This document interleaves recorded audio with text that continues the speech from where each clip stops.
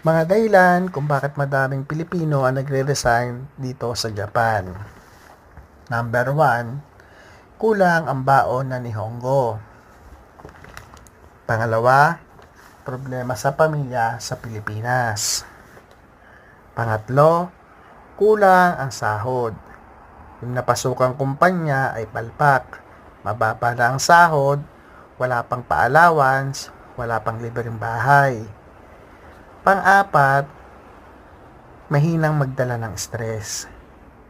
Dapat meron kang hobby o libangan bago ka pa pumunta rito sa Japan dahil malungkot talaga rito.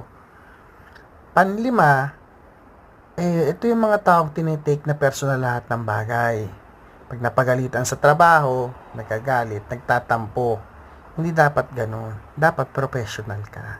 So ayun, i-ready nyo na ang sarili nyo ha.